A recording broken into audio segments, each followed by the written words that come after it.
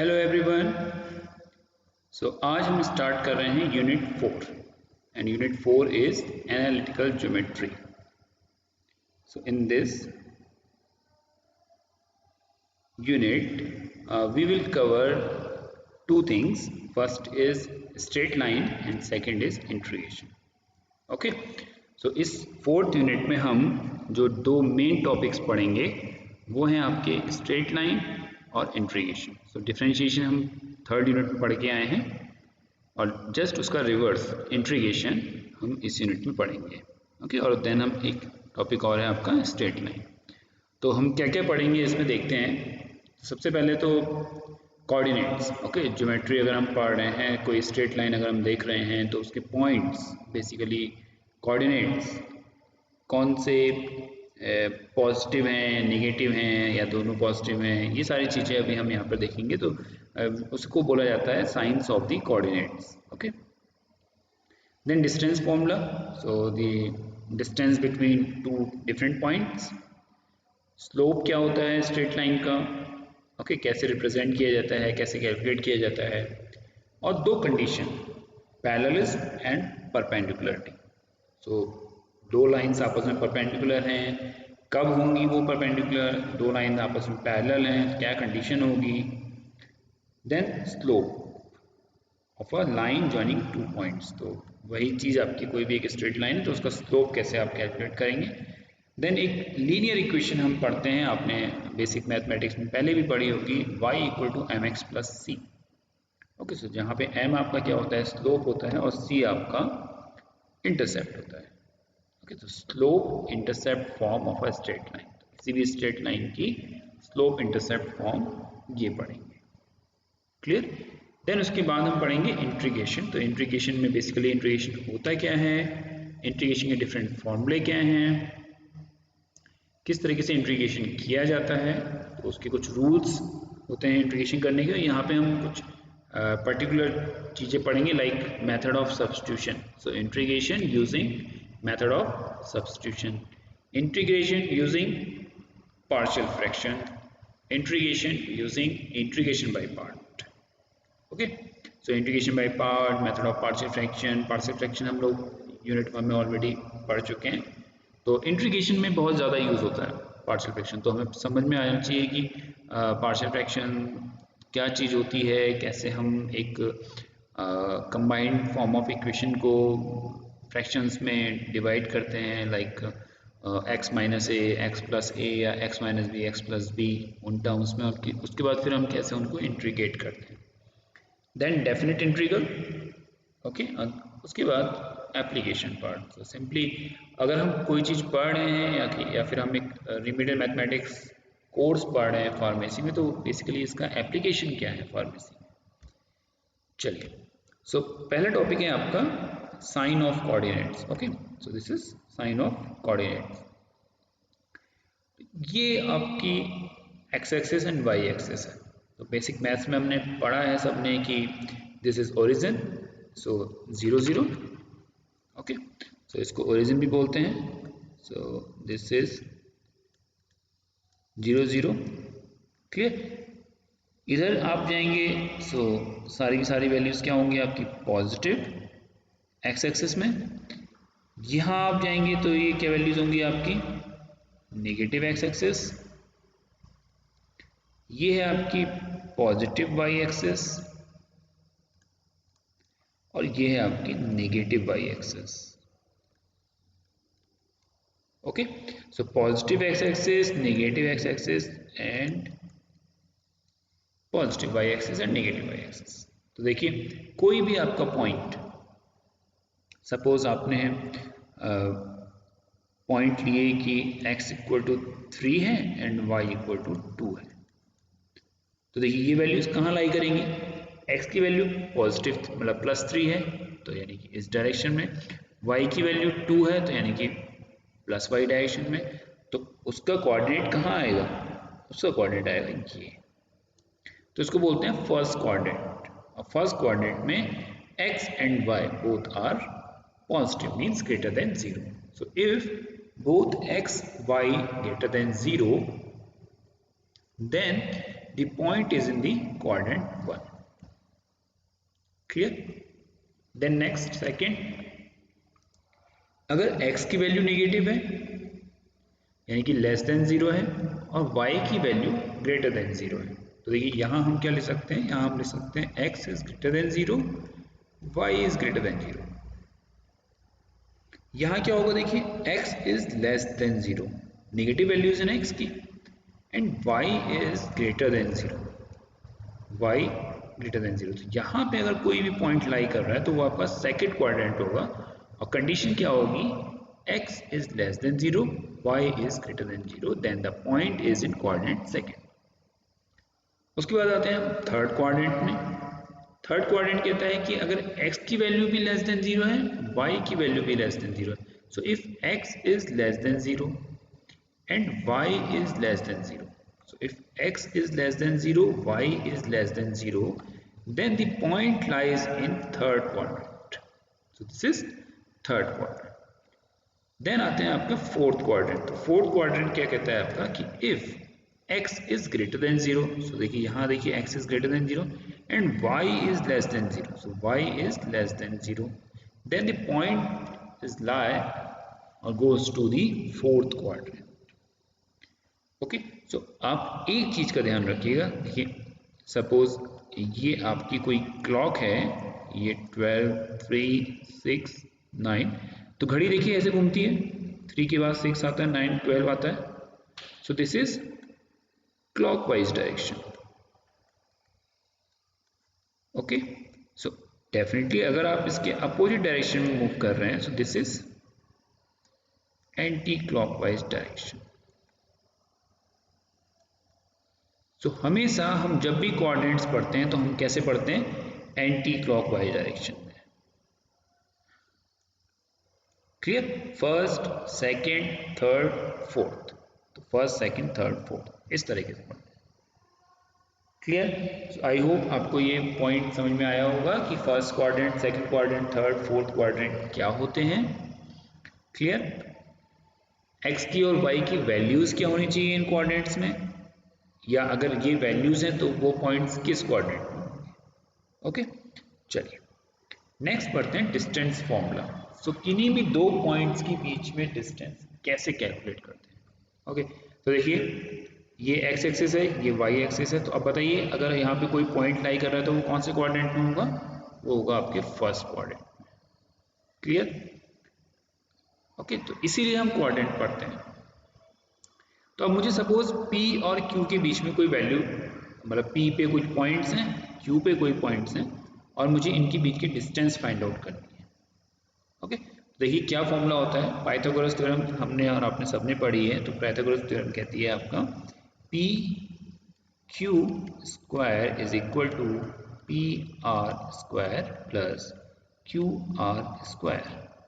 तो यानी कि this horizontal axis, this is vertical axis. तो ये भी ध्यान रखिए कि y जो होता है that is your vertical axis and this x is basically horizontal axis, horizontal. Okay, so horizontal axis and vertical axis.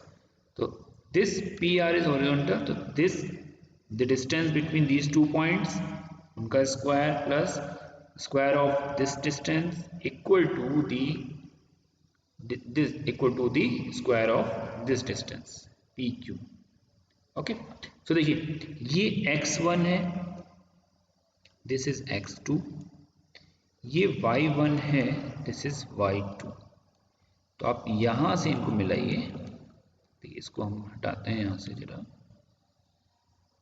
Okay, तो एक्चुअली रिप्रेजेंट कैसे किया जाता है, तो देखिए ये क्या है आपका y2, दिस इज योर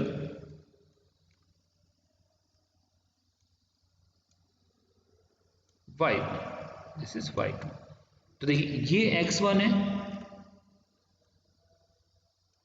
तो ये x1 point, this is y1 point. तो आपने क्या किया, इन दोनों पॉइंट्स को आपस में एक हॉरिजॉन्टल लाइन खींची, एक वर्टिकल लाइन खींची, जहां पर ये पॉइंट्स मिलेंगे this is basically x1 y1।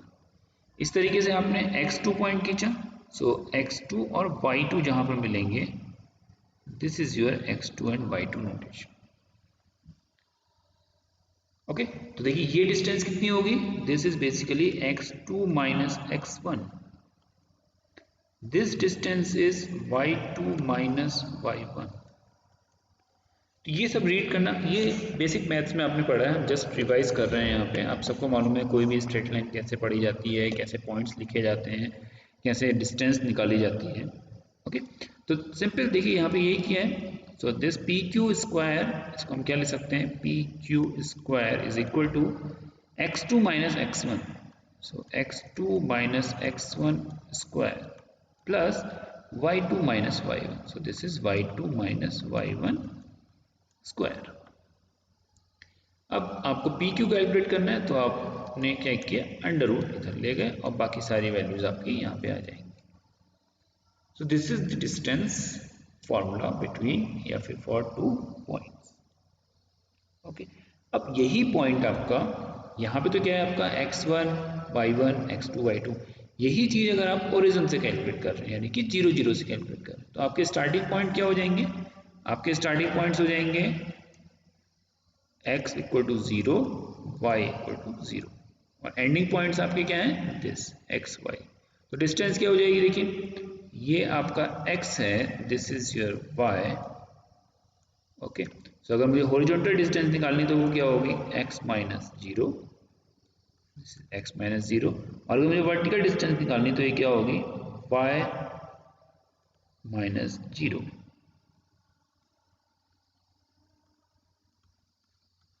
Okay, और एक चीज और थोड़ा सा हम देख लेते हैं। सपोज एक स्ट्रेट लाइन है और यहाँ पे x की वैल्यू 2 है और आपसे कहें, पूछा जाए कि y की वैल्यू यहाँ पे क्या होगी, तो देखिए y की वैल्यू क्या होगी, यहाँ पे इस ओरिजिन पे y की वैल्यू कितनी है, 0। तो आप मूव क्या करा आपने, x एक्सिस तरफ, y एक्सिस तरफ तो मूव नहीं किया, तो इस x एक्सिस पे y की सारी वैल्यूज क्या होंगी, 0। इसी तरीके से यहाँ पे अगर y की वैल्यू 3 है तो आप y एक्सिस में ही मूव कर रहे हैं, तो x की वैल्यू कितनी होगी यहाँ पे, 0। ओके, तो ये थोड़ा सा एक पॉइंट और आप याद रखिए। तो अगर हमें ऐसे पॉइंट्स पे वैल्यू निकालनी है, डिस्टेंस कैलकुलेट करनी है, तो सिंपल क्या हो जाएगा, this is OP, so OP square equal to x minus 0 square plus y minus 0 square, so OP is equal to under root of x square plus y square, x square plus y square।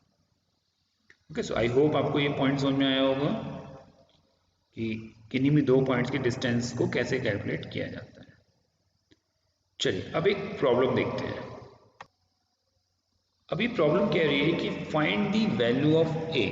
सो ए कोई point है, उसकी value हमें find out करनी है।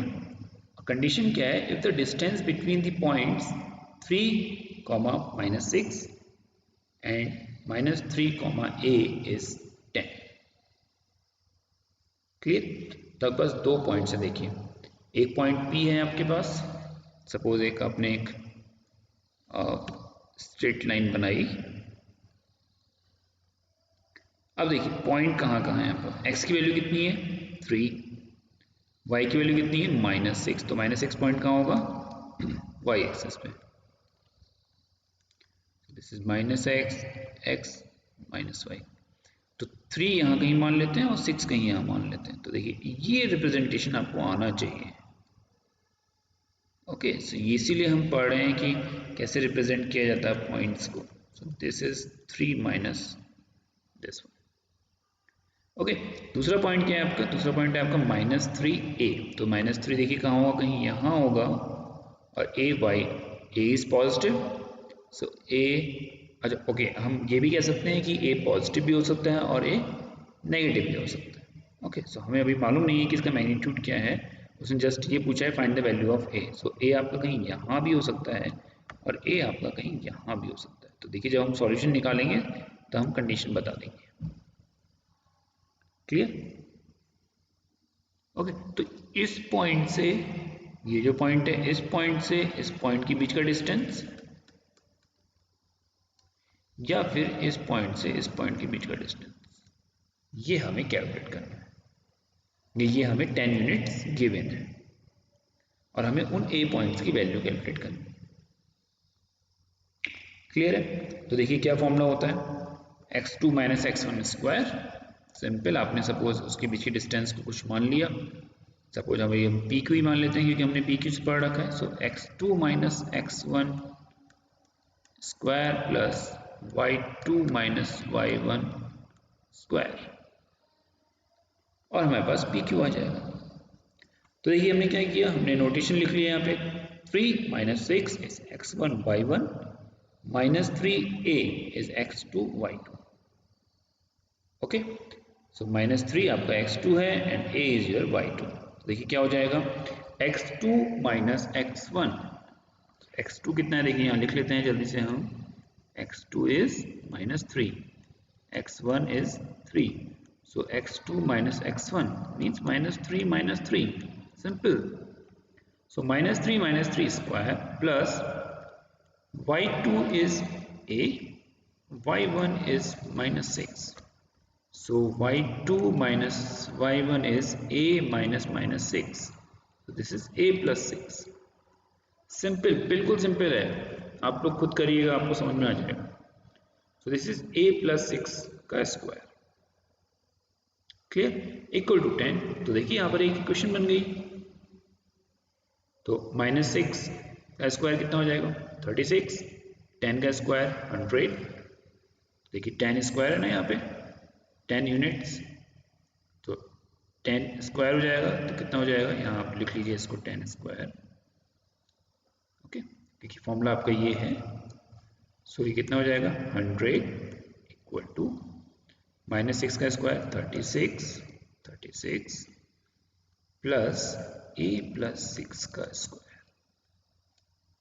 Okay, so a plus 6 square equal to 100 minus 36 and that is equal to basically 64.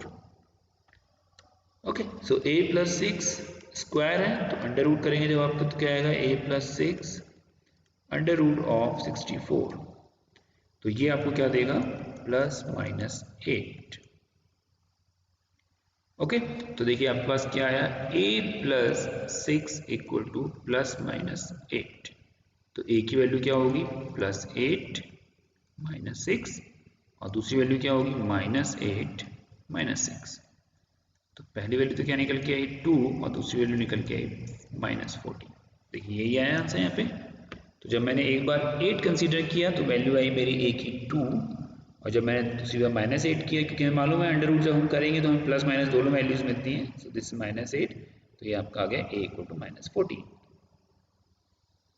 Okay, तो देखिए a की value क्या हो सकती है, a की वैल्यू 2 भी हो सकती है, तो यहाँ पे 2 भी हो सकती है, और y में वो वैल्यू माइनस 14 भी हो सकती है। क्लियर? तो ये आपका सॉल्यूशन था इस प्रॉब्लम का, जिसमें आपको कोई पॉइंट कैलकुलेट करना था और आपको दो पॉइंट्स के बीच की डिस्टेंस गिवन थी। तो इस तरीके से प्रॉब्लम ऐसे आ सकती है कि आपको पॉइंट्स गिवन हो and you have to calculate the distance between these two points. तो आई होप आपको ये फॉर्मूला याद हो गया होगा। सिंपल है, किसी भी डिस्टेंस को अगर आपको कैलकुलेट करना है that is equal to under root of x2 minus x1 square plus y2 minus y1 square. Clear? तो ये था आपका coordinates, sign coordinates basically, and then distance between two points. अब हम बात करेंगे ये जो लाइन है आपकी, ये जो आपका स्ट्रेट लाइन है, ये जो है इसके स्लोप को कैसे कैलकुलेट करते हैं, या स्लोप क्या होता है, ये जो डिग्री है, ये जो थीटा एंगल से इंक्लिनेशन है इसका, तो ये बेसिकली स्लोप होता क्या है। सो नेक्स्ट लेक्चर में हम स्लोप ग्रेडियंट की बात करेंगे। आई होप ये दोनों पॉइंट्स आपके क्लियर हो गए होंगे। सो आज के लेक्चर के लिए इतना ही। Thank you.